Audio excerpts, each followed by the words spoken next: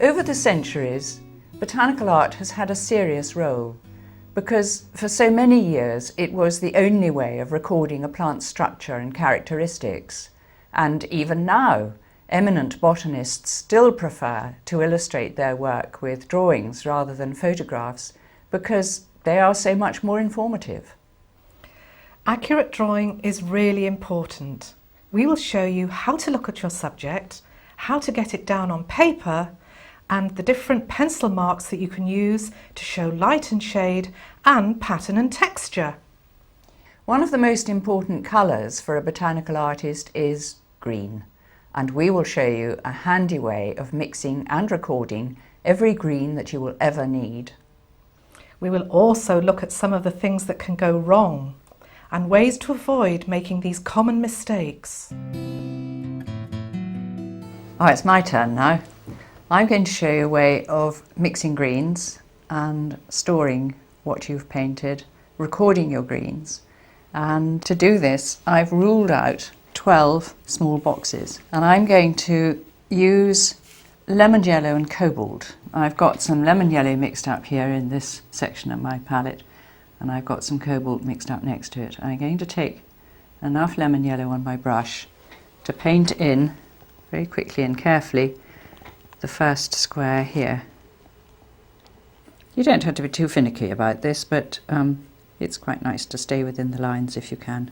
It's just an exercise. You can do it a little bit at a time, as and when you feel like it, or devote a whole afternoon to it if you want to. Right, so there's the first square of yellow.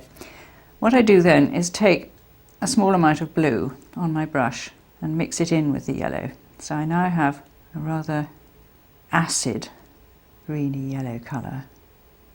I'm using a size 3 sable brush because it has a nice point and it's also fairly full bellied, and so it therefore holds quite a nice lot of paint. Okay, there we are, there's the second square. Now you take a bit more blue,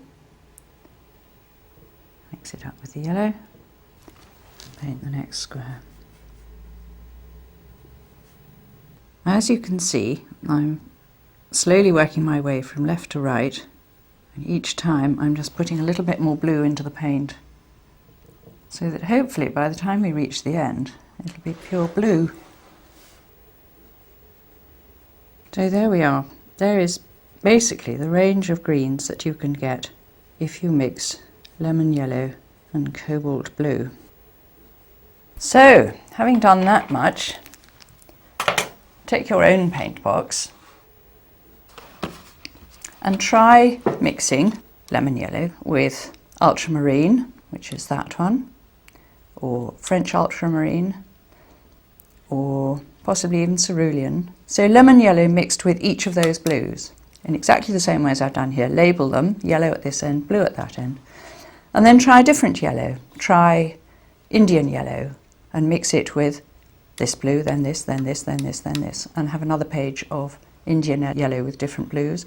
And then perhaps try a cadmium yellow and mix that with your different blues as well. Use every single yellow in your paint box combined with every single blue in your paint box and make a different strip for each pair. Label them very carefully at the beginning, lemon yellow and cobalt, whatever they are, and store them away somewhere carefully, and then use them as a sort of ready reckoner for when you need to match up a particular green with the subject that you're painting. And it saves an awful lot of trouble and a lot of hassle, and it's great fun to do. Using just 2 blues, cobalt and indigo, and 3 yellows, lemon yellow, Indian yellow and gold ochre, you can see what a wide range of different greens I've managed to achieve.